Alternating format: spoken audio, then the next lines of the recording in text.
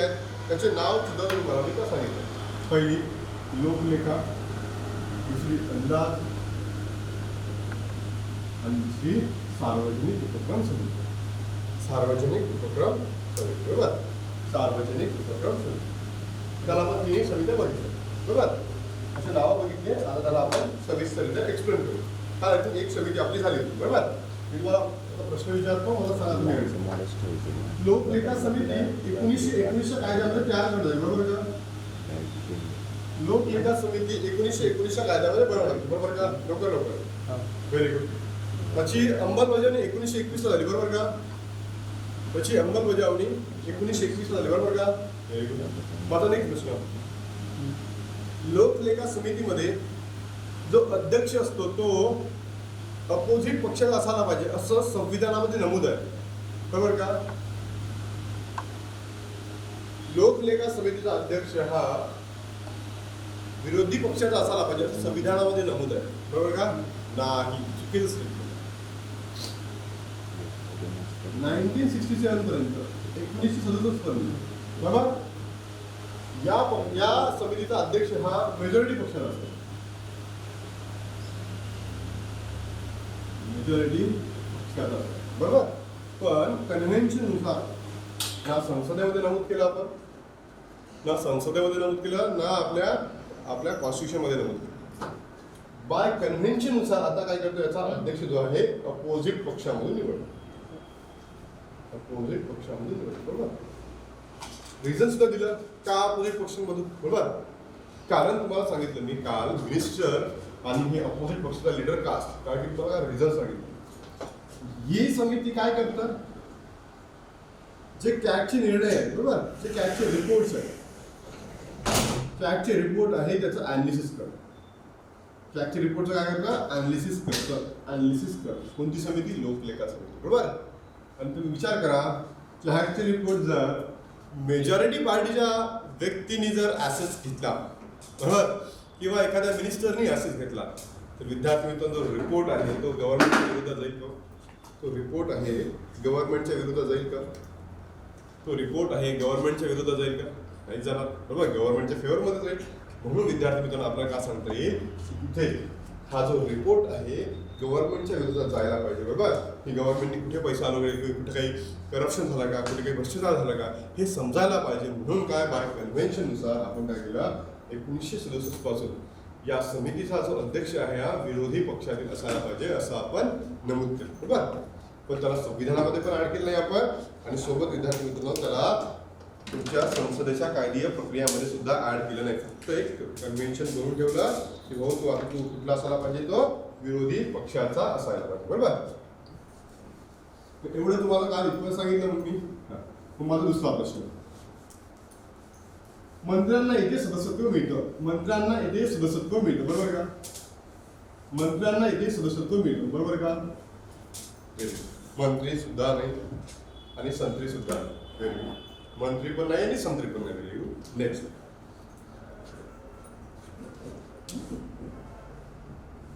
या समितीचं जे निवडणूक प्रक्रिया आहे ही प्रत्यक्ष निवडणूक प्रक्रिया बरोबर का. प्रत्यक्ष निवडणूक प्रक्रिया बरोबर का. लवकर नाही, अप्रत्यक्ष.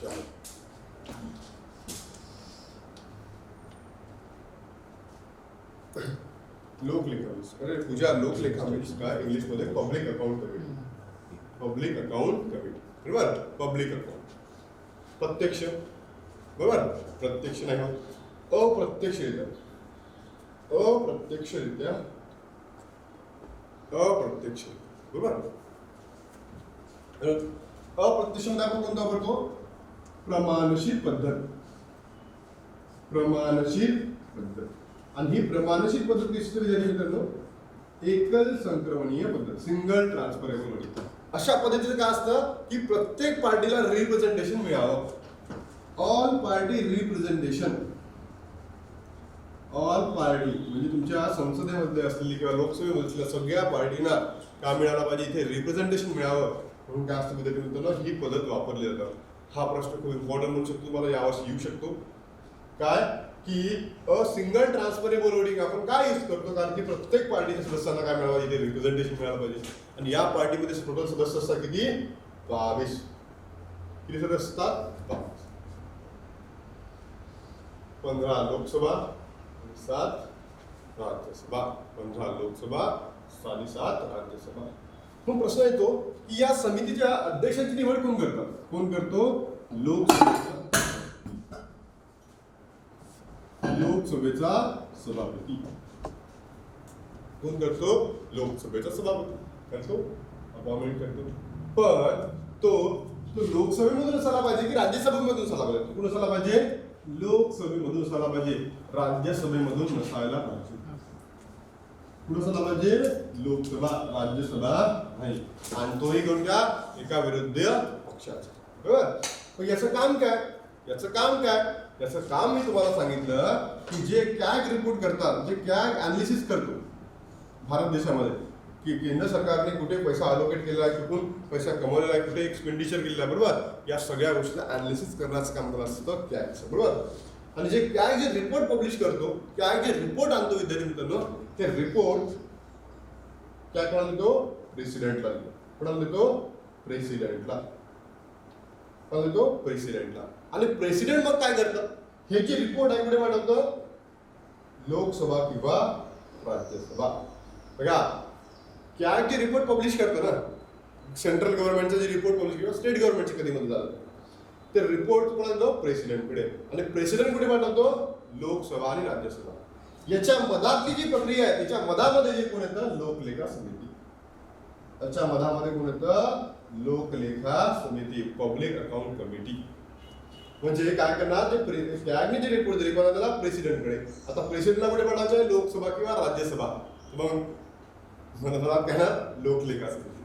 मग लोकलेखा समिती काय करते? त्याचं पूर्ण डिटेल अनालिसिस करतं आणि मग कुठे मांडतो? विद्यार्थी मित्रांनो, लोकसभा किंवा राज्यसभा.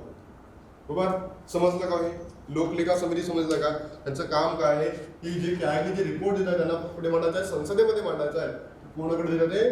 प्रेसिडेंटकडे. कोणाकडे पाठवतात? प्रेसिडेंटकडे. आणि प्रेसिडेंट काय करतो? मग लोकसभा राज्यसभाकडे पाठवण्याच्या पहिले तो कोणाकडे येतो? लोकलेखा समितीकडे. Very good. पूजा समजलं? Very good, very good. चला, व्हेरी गुड.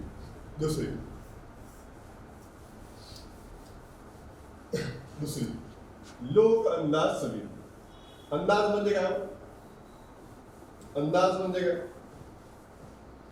अंदाज म्हणजे सांगा बरं मला. तुम्ही ज्या प्रोसेसमध्ये आहात, बरोबर, तुम्ही अंदाज लावत असता. तुम्हाला महिन्याचे 9-9.5 रुपये मिळत असेल, 10,000 रुपये मिळत असेल, बरोबर. तुम्ही अंदाज लावता की रूम रेंट किती चालला आहे, माझ्या खाण्यापिण्याला किती चालले आहे, बरोबर. दुसरा की मला कपडे किती घ्यायचे आहेत, मला पुस्तकं किती घ्यायची आहेत, बरोबर. म्हणजे तुम्ही एक ब्ल्यू प्रिंट तयार करत असता तुमच्या मनामध्ये की हा मला एवढा महिन्याचा खर्च आहे, मला स्टायफंड इतकी कमी, बरोबर. एक ब्ल्यू प्रिंट मी तयार करतो माझ्या मनावर की मला काय करायचं आहे 9-10 हजारामध्ये मला काय काय करायचं आहे, बरोबर. अंदाज. एक मिनिट.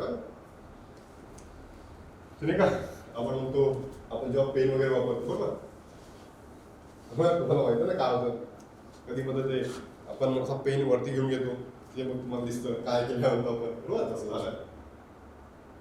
अंदाज समिती. अंदाज म्हणजे काय हो? एस्टिमेट. अंदाज म्हणजे काय? एस्टिमेट. एस्टिमेट. काही लोकांना प्रश्न पडतो, सर एस्टिमेट म्हणजे काय? अरे तुम्ही जो ब्ल्यू प्रिंट तयार करता ना महिन्याभराचे, तुम्हाला किती पैसे आले बघा. काही लोकांचा प्लॅन असतील आता की आपल्याला गेल्या 4 ते 5 महिने असं पैसे आलेले नाही आहेत, म्हणजे आपल्याला सगळी अमाऊंट एक सोबत भेटणार आहे, बरोबर, एक सोबत भेटणार आहे. मग त्या अमाऊंटचं करायचं काय? काही लोकांना सांगितलं नाही मला कपडे घ्यायचे आहे, मला गाडी घ्यायची आहे, बरोबर. काही लोकांनी पूर्ण प्लॅन भरून ठेवला असेल, बरोबर. असंच एस्टिमेट करून म्हणजे ब्ल्यू प्रिंट. हा काय करतं? ब्ल्यू प्रिंट करण्याचं काम करतं. ब्ल्यू की पुढच्या वर्षाचा बजेट कशा पद्धतीने येऊ शकतो, पुढच्या वर्षाचा बजेट कशा पद्धतीने, बरोबर, असं येऊ शकतो. मग सर तुम्ही म्हणाल सर याला कधी इम्प्लिमेंट केलं? याला मी फक्त एक तुम्हाला रफ आयडिया देतो, बरोबर. ब्ल्यू प्रिंट असू शकतो, बरोबर. मी तुम्हाला रफ आयडिया देतो की तुमचा समजायला पाहिजे म्हणून की असं असंच होतं असं नाही आहे. मी तुम्हाला एक्सप्लेन करतो. फक्त तुमच्या मनामध्ये बसायला पाहिजे की याचं काम काय की तुमच्या देशामध्ये किती पैसा सेव्हिंग होणार आहे, किती पैसा एक्सपेंड करणार आपण, बरोबर. हा सगळ्या गोष्टी तुम्हाला माहिती असायला पाहिजे, बरोबर.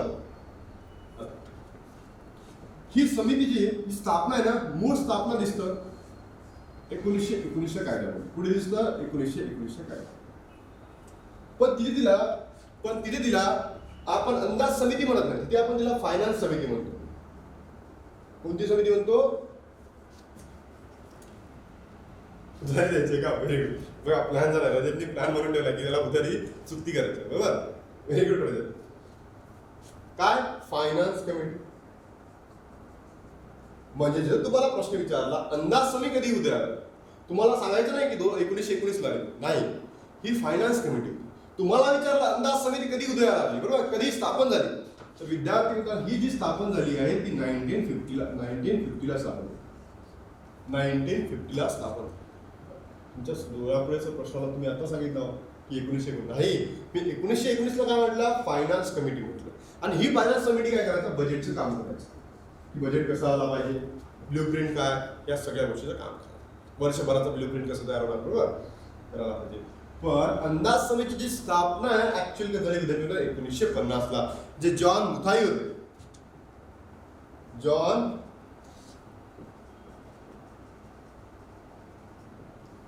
जॉन मुथाई या समितीच्या शिफारशीनुसार 1950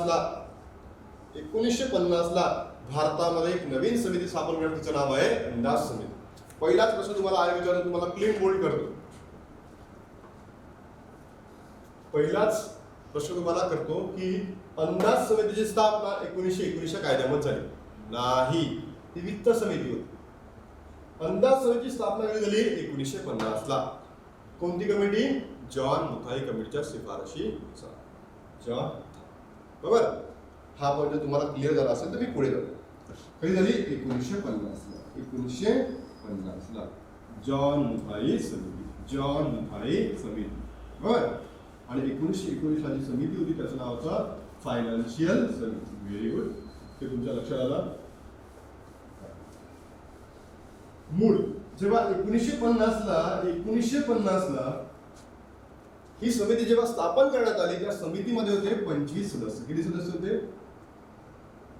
25 सदस्य. किती सदस्य होते? 25. पण जेव्हा स्थापन केली, जेव्हा इस्टॅब्लिश केली, हे सदस्य 1956 ला 1956 ला किती वाढले? 5. म्हणजे किती झाले? 30. किती झाले? 30. म्हणजे तुम्हाला प्रश्न विचारला, नक्की आला लक्षात, सांग झालं. पूजा 2 मिनिट आलो मी तुझ्या आन्सरवर आलो. कधी आली? 25. आणि कधी आली? किती आली? 1950 ला. म्हणजे दिले 25 सदस्य, बरोबर.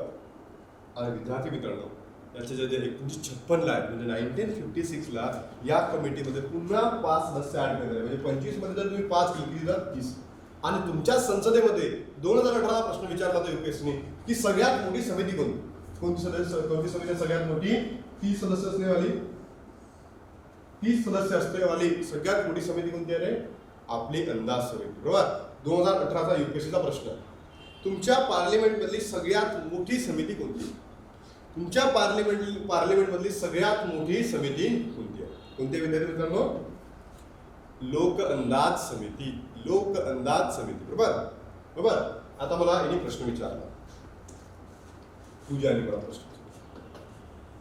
अरे अकाउंट्स,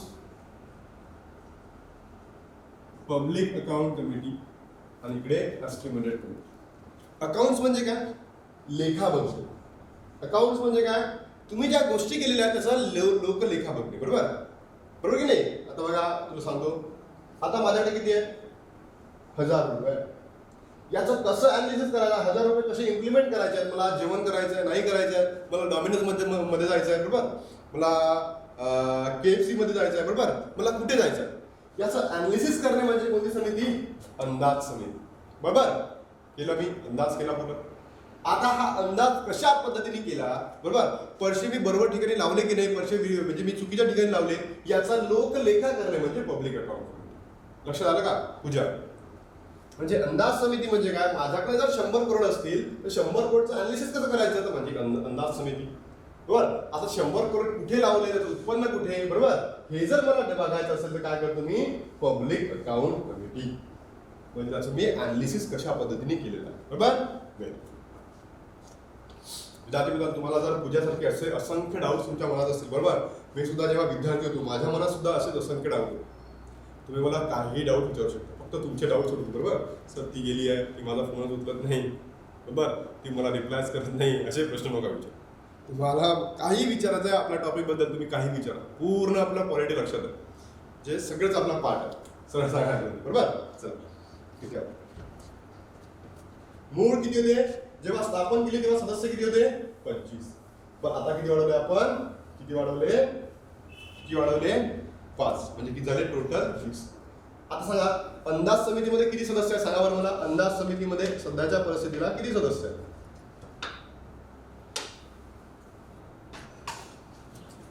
व्हेरी गुड. आणि म्हणून तुमच्या संसदेमधली सगळ्यात मोठी समिती म्हणजे विद्यार्थी मित्रांनो अंदाज समिती. हा सगळ्यात इंटरेस्टिंग टॉपिक येतो. चालू इंटरेस्टिंग टॉपिक. आणि हे जे 30ही मेंबर असतात ना, हे जे 30ही मेंबर असतात ते ओनली फ्रॉम लोकसभा. राज्यसभेमध्ये याच्यातून कोणताही सदस्य येत नाही. त्याच्यामागे रिझन काय, त्याच्यामागे रिझन 2-4 रिझन. ठीक आहे, मी तुम्हाला लक्षात ठेवण्यासाठी त्याला मी रिझन सांगतो. अगदी एक्सप्लेन करतो मी, तेच तिथे चालू रिझनवर चालू. हे तिसरे सदस्य आहेत हे लोकसभेमधून असतात. बरोबर. लोकसभेमधून असतात. तुम्हाला पहिलं रिझन सांगतो मी. जो अर्थ बजेट मांडतो, बरोबर, अर्थसंकल्प म्हणजे काय हो, ब्ल्यूप्रिंट. अर्थसंकल्प किंवा बजेट म्हणजे काय हो, वर्षभराचं ब्ल्यूप्रिंट. आपण किती पैसा कुठे इन्व्हेस्ट करणार आहोत, कुठून किती सेव्हिंग करणार आहोत. हा कुठे मांडला जातो, राज्यसभा की लोकसभा, हा कुठे मांडला जातो सांगा मला, लोकसभा की राज्यसभा. जो अर्थसंकल्प आहे तुमच्या देशामध्ये मांडला तो कुठे मांडतो, लोकसभा की राज्यसभा, सांगा मला. Very good. पहिलं रिझन तुम्हाला सांगितलं मला, लोकसभा. मग मी सांगा की लोकसभेमध्ये जर मी अर्थसंकल्प मांडतो आहे तर मी राज्यसभेच्या सदस्यांना घेऊ का इथे, लक्षात. एक मिनिट, तुझ्या अगदीवर आला मी आला काय अर्थसंकल्प पहिला म्हणतो. दुसरा लोकसभा इज रिस्पॉन्सिबल टू, म्हणजे directly responsible to the people. बरोबर. Lok Sabha is directly responsible to the people. म्हणजे काय, लोकसभा लोकांना जबाबदार आहे. तुमच्या देशाची लोकसभा ही डायरेक्टली कोणाला जबाबदार आहे, लोकांना. आणि हा जो पैसा आहे हा लोकांचाच पैसा आहे. गव्हर्नमेंट पैसा करून कमवत, तुम्हाला माहिती आहे, लोकांकडूनच कमवतात, टॅक्सेस मधून. बरोबर. म्हणून विद्यार्थी मित्रांचे सदस्य 30ही मेंबर असतात, कुठून असतात, आपल्या पार्टीमधून, म्हणजे लोकसभेमधून. समजलं काय एवढं, की जी लोकसभा आहे डायरेक्टली रिस्पॉन्सिबल कोणाला असतं, पीपलला रिस्पॉन्सिबल असतं. बरोबर. म्हणून हे सगळे 30ही मेंबर आहेत, कुठून येतात विद्यार्थी मित्रांनो, कुठून येतात, लोकसभेमधून. आला का लक्षात, सांगा मला, लक्षात आलं का. 30ही मेंबर लोकसभामधून का. एक सगळ्यात पहिलं रिझन म्हणजे अर्थसंकल्प कुठे मांडतो आपण, लोकसभेमध्ये. आणि Lok Sabha is directly responsible to the people, म्हणजे लोकांच्या पैशाचं जर काय करायचं, मूल्यमापन करायचं असेल, त्याचा अंदाज लावायचा असेल तर सगळं कुठे असतं, लोकसभा. Very good. आता हिचा प्रश्न कोणाचा, पूजाचा. Very good. पूजाचा प्रश्न की सर अपोजिट पक्ष की मेजॉरिटी पक्ष, अपोजिट पक्ष की मेजॉरिटी पक्ष, त्याची निवडणूक प्रक्रिया कसं येत असतं, इनडायरेक्ट.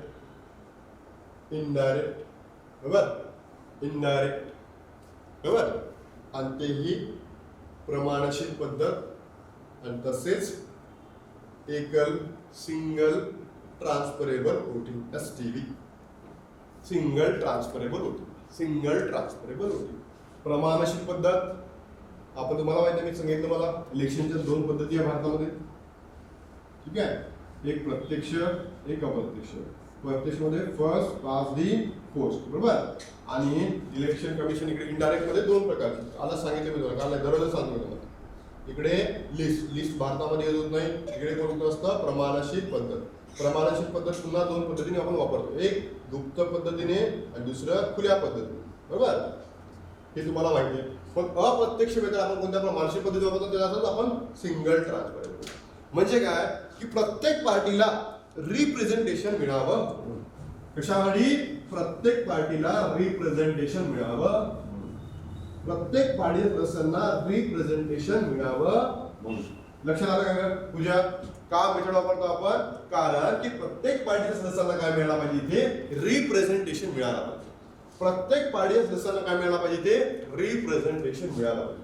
All party representation. मग सगळ्यात महत्वाचा मुद्दा येतो सर, मी तर सांगितलं की सगळ्या प्रत्येक पार्टीच्या सदस्यांना काय तुम्हाला इथे रिप्रेझेंटेशन द्यायला पाहिजे. अगदी बरोबर. पण या पार्टीचा जो हेड असतो ना, म्हणजे चेअरपर्सन असतो किंवा अध्यक्ष आपण याला म्हणतो, तो मेजॉरिटी पार्टीचा असला पाहिजे. कोणत्या पक्षाचा असला पाहिजे? मेजॉरिटी पक्षाचा. मग तुम्ही सर म्हणाल, तुम्ही आता सांगितलं तिकडे अंदाज समितीमध्ये याचा जो हेड आहे, अंदाज नाही, लोकलेखा समितीचा जो हेड आहे तो अपोजिट पक्षामधून असला पाहिजे बाय कन्व्हेन्शननुसार. याचा कोणाचा असला पाहिजे? मेजॉरिटी पक्षाचा. विचार करा ना, याचा जर हेड आपण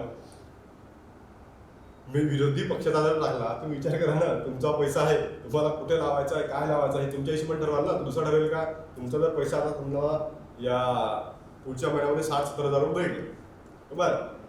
मग तुम्ही तुमच्या मित्राला सांगणार का, अरे मला 60-70 भेटले आहे, तू त्याचं अनालिसिस कर, रूम भाडा किती द्यायचं आहे तू ठरव, तुझ्याजवळ किती पैसे ठेवायचा आहे तू ठरव, बरोबर? हे तू ठरवेल का? नाही. म्हणून या समितीचा अध्यक्ष जो असतो विद्यार्थी मित्रांनो, कोण असतो? मेजॉरिटी पक्षाचा अध्यक्ष असतो. Very good. आता क्लिअर होतं तुमच्या सगळ्या?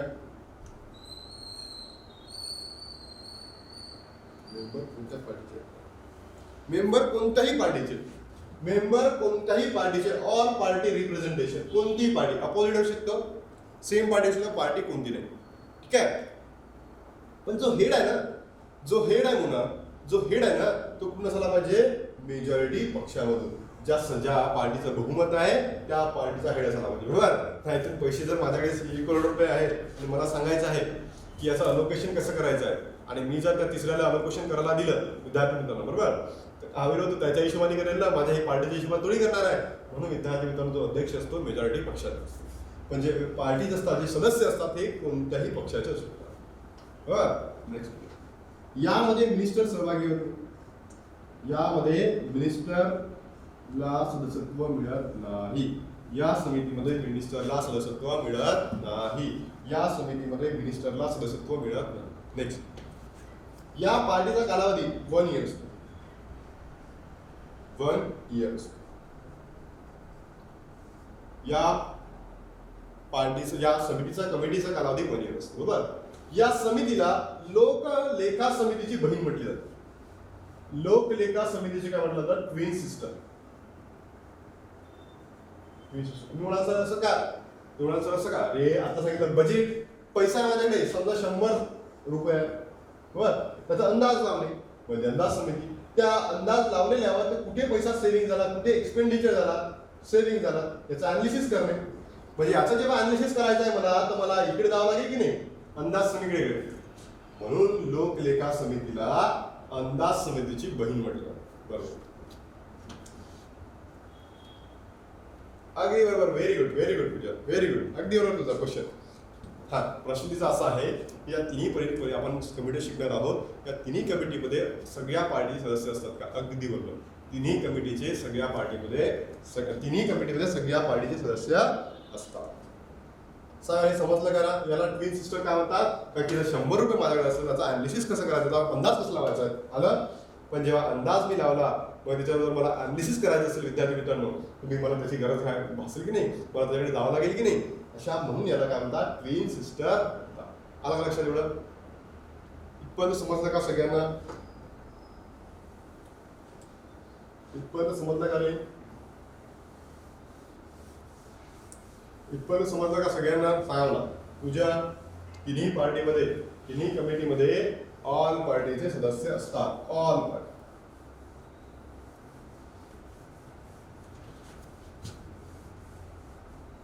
क्लिअर? काही डाऊट आहे का पुन्हा एखादी? हां, व्हेरी गुड. काही डाऊट आहे तुम्हाला? काही डाऊट असेल तर मग पुन्हा विचारा, आपण पुन्हा बोलू. All clear? Very good. विद्यार्थी मित्रांनो, तुम्हाला आवडत आहे का रे माझं शिकवणं? तुम्हाला तुमचे डाऊट्स क्लिअर होतोय का? प्रत्येक डाऊट्स क्लिअर होतोय का? डाऊट्स क्लिअर होतोय? Very good. सगळ्यात महत्वाचं आहे, बरोबर? सगळ्यात महत्वाचं आहे. इतपत झालं. याचं नेमकं काम काय? याचं नेमकं काम काय की देशामध्ये जो बजेट येणार आहे याचा ब्ल्यू प्रिंट बनवणं. ब्ल्यू प्रिंट तुम्हाला समजसाठी सांगतोय. ब्ल्यू प्रिंट म्हणजे किती पैसा आहे, किती सेव्हिंग आहे, किती अंदाज आहे, सगळं करण्याचं काम करायचं आहे. कोणाचं आहे? आपल्या एस्टिमेटरचं. म्हणजे काय करतं हे पहिले मागच्या वर्षाचा प्रिव्हियस इयरचा बजेट बघतो आणि त्याच बजेटवरून पुढल्या वर्षाचा बजेट कसा होईल याचा काय पूर्व तयारी करून देतो. ठीक आहे?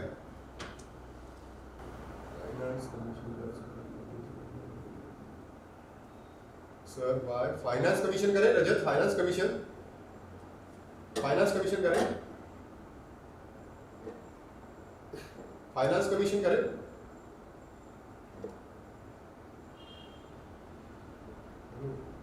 इलेक्शन कमीशन मला प्रश्न नाही समजत होता. Estimate. Very good. Estimate committee. अरे अगदी बरोबर ना रे. बघ ना इकॉनॉमिक काय बघ ना तुझ्या प्रश्नाला उत्तर दिला काय? Continuous economic committee. Continuous economic committee. बरं तू तुझ्या प्रश्नाला उत्तर दिलं. 20 नाही. कंटिन्युअस काय म्हणतात? ही काय करतात? प्रिव्हियस इयरचा बजेट मागतो. प्रिव्हियस इयरचा बजेट मागतो. बरोबर? त्याचा पूर्ण डिटेल अनालिसिस करतो. कोणती कमिटी? अंदाज समिती डिटेल अनालिसिस करतो आणि नवीन वर्षाचा बजेट कसा येणार आहे याचं काय म्हणतो? एक ब्ल्यूप्रिंट तयार करतो आणि ही पाठवतो मग फायनान्स मिनिस्टरकडे. म्हणजे काय? कंटिन्युअस असेसमेंट आहे ना, तुमच्या इकॉनॉमीची कंटिन्युअस काय असेसमेंट आहे, म्हणून तिला काय म्हणतात?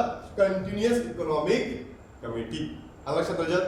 ही काय करतात? प्रिव्हियस इयरचा बजेट पकडतो आणि नवीन वर्षाचं बजेट कशा पद्धतीने यायला पाहिजे याची पूर्वकल्पना ते फायनान्स मिनिस्टरला देतो. बरोबर? फायनान्स मिनिस्टरला देतो. कोणाला देतं? फायनान्स मिनिस्टरला देतो. कोणाला देतं? फायनान्स मिनिस्टरला. म्हणून त्याला काय म्हणतो आपण? Continuous economic committee. लक्षात रजत? लक्षात आलं का रे? Very good. चला असे जर प्रश्न आले तर तुम्ही मला विचारत जा. आता मी तुम्हाला थोडंसं वेगळं याच्यामध्ये सांग. मला सांगा तुमच्या देशाचे असे आता रिसेंटली कालावधीमध्ये असे कोणते फायनान्स मिनिस्टर आहे? फायनान्स मिनिस्टर आहे त्यांनी एकत्र फायनान्स बजेट सुद्धा मांडला आणि रेल्वे बजेट सुद्धा मांडला. सांगा मला असे कोणते फायनान्स मिनिस्टर आहेत त्यांनी दोन्ही बजेट एकत्र मांडले? सांगा बरं. दोन्ही बजेट एकत्र मांडले. सांगा दोन्ही बजेट कोणी एकत्र मांडले आता असे रिसेंटली झालेले? Very good. अरुण जेटली. अगदी बरोबर. अरुण जेटली. Very good. अरुण जेटली. बरोबर. अरुण जेटली जे आपल्या देशाचे फायनान्स मिनिस्टर होते ते आता त्यांचं काही कालावधी निधन झालं. बरोबर? त्या व्यक्तींनी दोन्ही बजेट काय मांडले? एकत्र मांडले. बरोबर? जर मी बिफोर इंडिपेंडंट मध्ये गेलो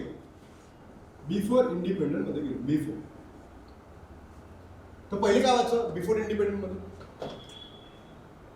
जे फायनान्स बजेट आहे आणि जे रेल्वे बजेट आहे हे एकत्र मांडायचे. कधी मांडायचे? एकत्र मांडायचे. बिफोर. बरोबर? नंतर आली ॲक्वार committee.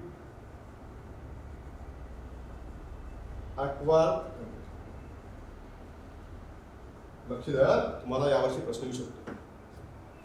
Before independent railway budget आणि फायनान्स बजेट, वित्तीय बजेट आणि रेल्वे बजेट एकत्र मांडायचे. बरोबर? एकत्र मांडायचे. पण ॲक्वार कमिटीने म्हणतात आणि या ॲक्वार कमिटीने काय सांगितलं? हे दोन्ही बजेट आता वेगवेगळे मांडायला पाहिजे. म्हणजे फायनान्स बजेट वेगळं आणि दुसरं रेल्वे बजेट. लक्ष द्या, दुसरं रेल्वे बजेट वेगळं. म्हणजे ॲक्वार कमिटीच्या रेकमेंडेशन नुसार आपल्या पूर्व स्वातंत्र्य भारतामध्ये विद्यार्थी मित्रांनो 2 बजेट मांडले गेले. किती? 2 एक रेल्वे बजेट वेगळं आणि फायनान्शियल बजेट. 2016ला एक समिती बसली. त्या समितीचं नाव आहे विवेक देबरॉय. विवेक देबरॉय. विवेक देबरॉय याने काय सांगितलं, पुन्हा हे दोन्ही बजेट काय मांडा तुम्ही एकत्र मांडा. पुन्हा हे दोन्ही बजेट काय मांडावं एकत्र मांडा. म्हणजे फायनान्शियल बजेट सुद्धा आणि रेल्वे बजेट. म्हणजे तुम्हाला काय लक्षात ठेवायचं इथे. आणि हे मांडणारे कोण होते, अरुण जेटली. अरुण जेटली हे पहिले फायनान्स मिनिस्टर सर. म्हणजे तुम्हाला जर लक्षात आलं असेल, मी कुठे गेलो तुमच्या इकडे, बिफोर इंडिपेंडंट दोन्ही बजेट का एकत्र मांडा अशी आपल्या देशामध्ये तरतूद होती. दोन्ही बजेट एकत्र मांडा. पण मधात ॲक्वार्ड कमिटी आली 1921ला. त्या ॲक्वार्ड कमिटीने रेकमेंड काय केलं की आता दोन्ही बजेट एकत्र मांडून चालणार नाही, आपल्या दोन्ही बजेटला वेगवेगळे खाते द्यायला पाहिजे, वेगवेगळे त्यांचा अर्थसंकल्प असायला पाहिजे. बरोबर, ते केलं. फायनान्स बजेट वेगळं आलं आणि दुसरं बजेट वेगळं. पण 2016ला जी समिती बसली त्याचं नाव आहे विवेक देबरॉय. त्या समितीचं नाव काय हो, विवेक देबरॉय. या विवेक देबरॉयने काय सांगितलं की आपल्या देशामध्ये अर्थसंकल्प आणि रेल्वे बजेट हे वेगळं मांडून चालणार नाही. याला तुम्हाला काय करावं लागेल, एकत्र मांडावं लागेल. म्हणून विद्यार्थी हे दोन्ही बजेट आता एकत्र मांडलं जाईल. की पहिले मिनिस्टर होते अरुण जेटली. क्लिअर झालं काय, सगळ्यांना क्लिअर झालं का, सगळ्यांना क्लिअर झालं का. हे डायग्राम तुम्ही काढून घ्या, कारण की बुकामध्ये तुम्हाला समजणार नाही. काय 2016ला विवेक देबरॉय की कोणत्या कमिटीच्या शिफारशीनुसार तुमच्या देशामध्ये फायनान्स बजेट आणि वित्तीय बजेट एकत्र करण्यात आलं. त्यांचं नाव आहे विवेक देबरॉय.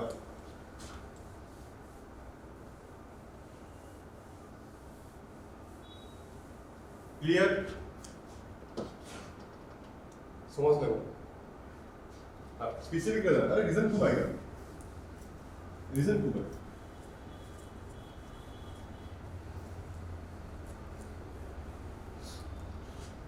पहिलं रिझन तुझ्यासाठी खास तुझ्यासाठी पहिलं रिझन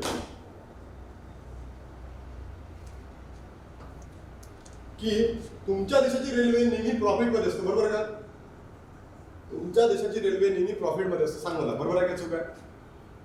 जे रेल्वे आहे, जे रेल्वे मिनिस्ट्री आहे किंवा जे रेल्वे भाडे आहे तुमच्या देशामध्ये ऑलवेज प्रॉफिटमध्ये असते. बरोबर का, ऑलवेज लॉसमध्ये असते. ऑलवेज. फक्त जे लालू प्रसाद यादवांचा जो कालावधी होता, बरोबर, लालू प्रसाद यादव यांचा कालावधी होता तेव्हा ते प्रॉफिटमध्ये होतं. पण आता ती लॉसमध्ये, नेहमीच लॉसमध्ये असते. तुम्हाला माहिती असेल का, त्याच्या मागे रिझन आहे. त्याच्या मागे काय reason, huge network. Very good. दुसरा म्हणजे महत्वाचं, सबसिडी देते ना. तुम्ही नागपूरवरून जर मुंबईला चालले असाल, 550 रुपये तिकीट आहे स्लीपरची. बरोबर, 550 मध्ये होईल का. तुम्ही मस्त झोपून चालले, सगळे चाललं. बरोबर, त्याच्यावर तुम्हाला गव्हर्नमेंट सबसिडी देते. अर्धे पैसे गव्हर्नमेंटचे भरतात, अर्धे तुम्ही भरता. बरोबर, तुम्हाला ट्रान्सपोर्टेशनमध्ये, बरोबर, तुम्हाला जे आपण म्हणतो कम्युटर ट्रान्सपोर्टेशन म्हणतो, याच्यामध्ये गव्हर्नमेंटला खूप लॉस होतो. कारण की गव्हर्नमेंट तुमच्याकडे जेवढी पाहिजे तेवढी फीज घेऊ शकत नाही. आणि जर घेतली तर लोक जाणार नाही. बरोबर, लॉस. म्हणून तुमची देशाची रेल्वे नेहमी लॉसमध्ये असते. आता ही जर लॉसमध्ये गेली, समजा मी लॉसमध्ये गेलो, रेल्वे मिनिस्ट्री लॉसमध्ये गेली, ही गेली 1 बिलियनच्या लॉसमध्ये, 1 बिलियनच्या लॉसमध्ये गेली. आता हिला पैसा कुठून मिळेल पूजा, सांग मला. याला पैसा कुठून मिळेल, 1 बिलियन जर लॉस झाला, याला पैसा कुठून मिळेल. याला हात कोणाजवळ मांडावा लागेल, पुचवावं लागतील फायनान्स मिनिस्ट्रीकडे. आणि पैसा कोणाकडे असतो, फायनान्स मिनिस्ट्रीजवळ. बरं, कोणाकडे असेल, फायनान्स मिनिस्ट्रीजवळ. भाऊ मला लॉस झाला आहे, मला पैसे द्या. बरं, मी जर ना तुमच्याकडे जर पैसा नसेल तर आपण आपल्या आई वडिलांकडे जातो की माझ्याकडे पैसा संपलेला आहे, तुम्ही मला पैसा द्या. बरोबर, सेम रेल्वे कमिटीकडे कुठून पैसा येणार आहे, पहिलेच लॉसमध्ये येते आणि सगळा पैसा आपल्या देशामध्ये कोणाला असतो, फायनान्स मिनिस्ट्रीकडे. बरोबर, म्हणून ही कमिटी कोणाला जातात, ही कमिटी रेल्वे मिनिस्ट्री कोणाला जातात, फायनान्स मिनिस्ट्रीकडे. बरोबर, फायनान्स मिनिस्ट्री. बरोबर की नाही. पण मला सांगा, अशी पहिले रेल्वे बजेट हे मांडलं, बरोबर, कोण मांडणार, हे मांडणार. बरोबर, रेल्वे मंत्रालय. रेल्वे मंत्रालयाचे लॉसमध्ये आला मग कोणाकडे वाढवतील, फायनान्स मिनिस्ट्रीकडे. मग त्याच्यापेक्षा काय केलं आता विवेक देवराय काय म्हणते, हा जर लॉ झाला ठीक आहे, मान्य आहे, लॉ झाला तुम्हाला डायरेक्ट यालाच म्हणतो ना अर्थसंकल्प, म्हणजे डायरेक्ट अलोकेशन ऑफ फंड्स आहे, कोण करेल, फायनान्स मिनिस्ट्री करेल, रेल्वे आपल्या मिनिस्ट्रीचं काही इथे काम नाही. आला लक्षात तुझ्या? म्हणजे आता जर रेल्वे मंत्रालयाला लॉस झाला तर तुमचं रेल्वे बजेट तिकडे बघणार नाही किंवा रेल्वे मंत्रालय त्याच्यामध्ये बघणार नाही, सरळ पैशाचं अलोकेशन सगळं मॅनेजमेंट करण्याचं काम कोणाचं आहे, फायनान्स मंत्रालयाचं. म्हणून आता जे सगळे जे बजेट आहे, रेल्वे बजेट आहे किंवा आपलं फायनान्स बजेट आहे, याचं मांडण्याचं काम कोणाचं आहे, तुमच्या फायनान्स मिनिस्ट्री.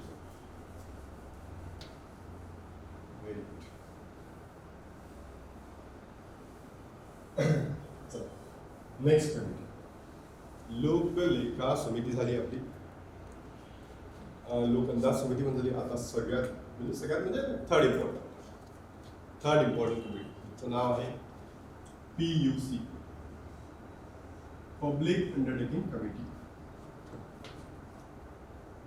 सार्वजनिक उपक्रम.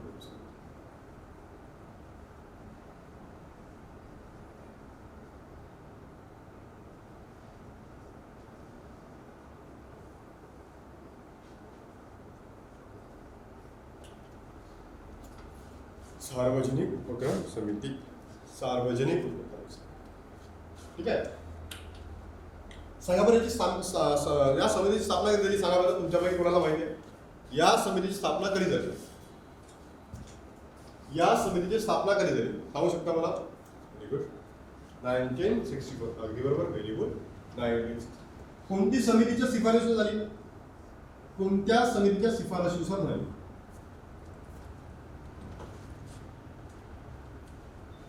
अगदी बरोबर, अगदी बरोबर, कृष्णा मेनन. Very good, Krishna Menon. कृष्णा.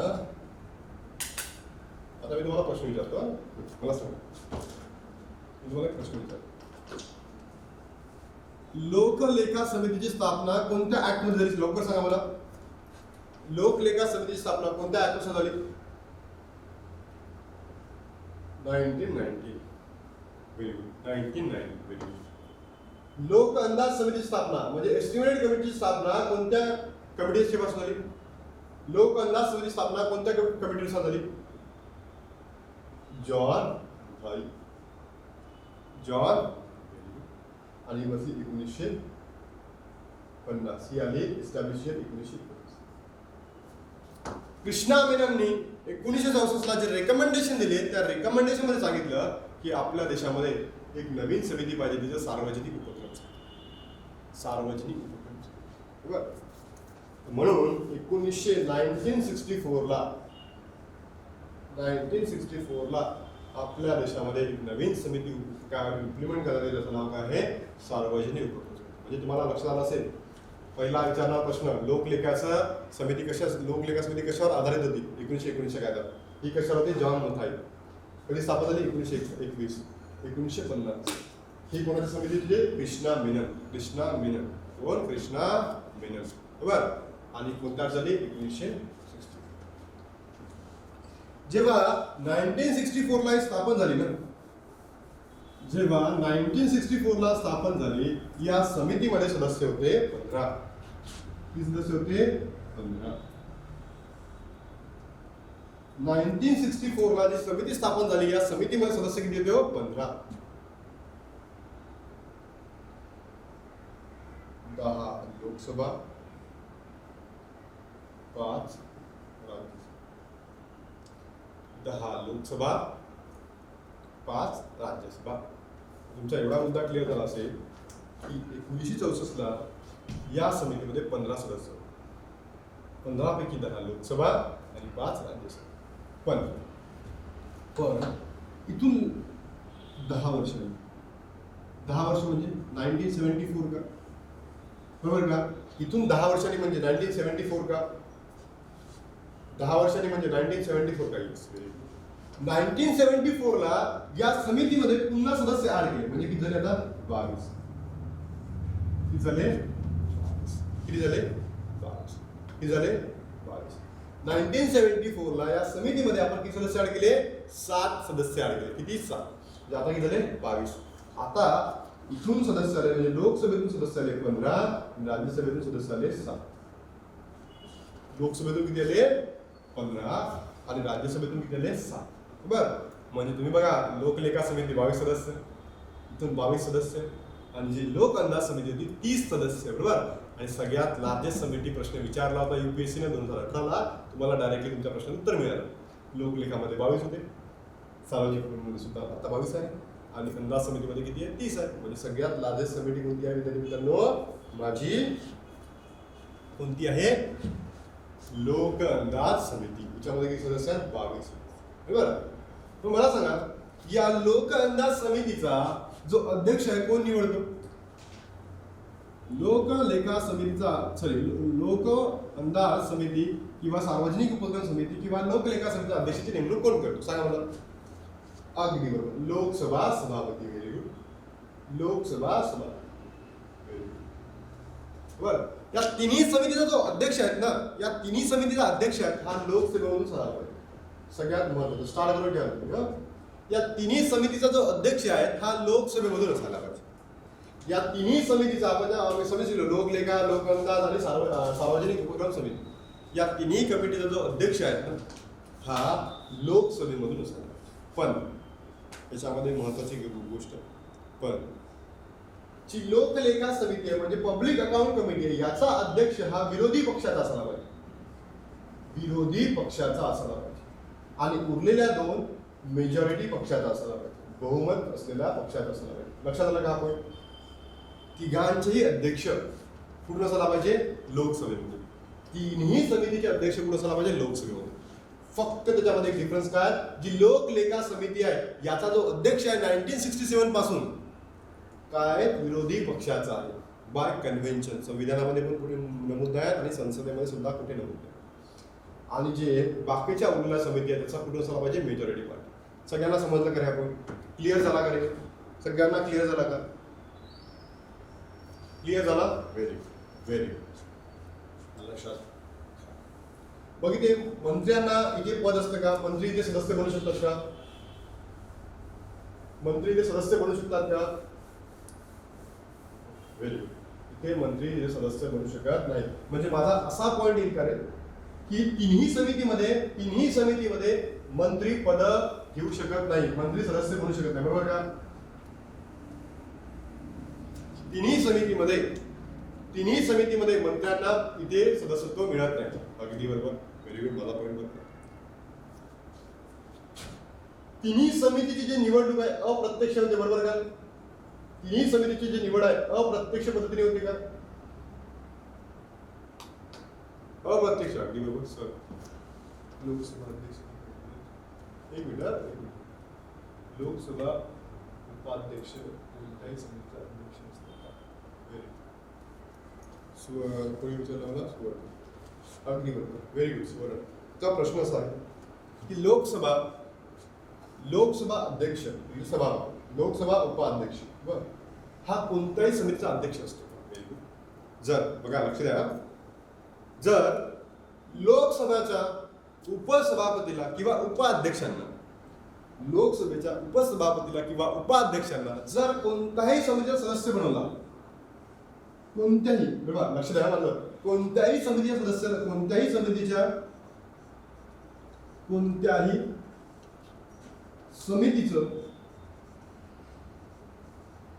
सदस्य बनवलं, तर त्या समितीचा बाय डिफॉल्ट अध्यक्ष कोण बनतो? तोच बनतो. लक्ष द्या, हा त्याचा विशेष पॉवर आहे, हा त्याचा स्पेशल पॉवर आहे उपसभापती. जर उपसभापतीला कोणत्याही समितीचं सदस्य बनवलं, उपसभापतीला कोणत्याही समितीचं सदस्यपद बनवलं किंवा दिलं, बरोबर, त्यावेळेस तो काय म्हणणार? त्या समितीचा अध्यक्ष बनणार. म्हणजे तुला असं म्हणता येईल सुवर्ण की याला जो लोकसभेचा सभापती आहे त्यांना काय मिळते? इथे सदस्यत्व मिळू शकतं. जर मिळालं तर काय होणार? तो डायरेक्टली काय होणार? तिथला सभासद बनणार, बरोबर का? क्लिअर? व्हेरी. आणि त्याचा तो काय विशेष अधिकार आहे, त्या उपसभापतीचा काय होतो? विशेष अधिकार आहे. त्याचा तो काय विशेष अधिकार. व्हेरी. त्याला स्पेशल पॉवर होता. हा प्रश्न सुद्धा आयोगाने विचारलेला, बरोबर. क्लिअर? हां क्लिअर झालं? ठीक आहे. आणि विद्यार्थी मित्रांनो याच्या पुढे आहे ना आपण आता दुपारी 12 वाजता शिकूयात, बरोबर? दुपारी 12 वाजता ऑलमोस्ट आपले सगळे चॅप्टर संपून जाईल. संसद पूर्ण डिटेलमध्ये डिटेल अनालिसिस जे काही सुचलं असेल ते मी तुम्हाला संध्याकाळी सांगतो. ठीक आहे. आणि जर तुम्हाला काही डाऊट्स असले तुम्ही मला विचारा, नक्की विचारा, बरोबर? मी तुम्हाला एक स्टोरी पण सांगतो, त्याच्याकडून अजून मोटिवेशन पण येऊन जाईल तुम्हाला. आणि उद्यापासून मग आपण पुन्हा एक नवीन टॉपिक घेऊन सुरुवात करूया. ठीक आहे. चला बाय बाय, भेटूया.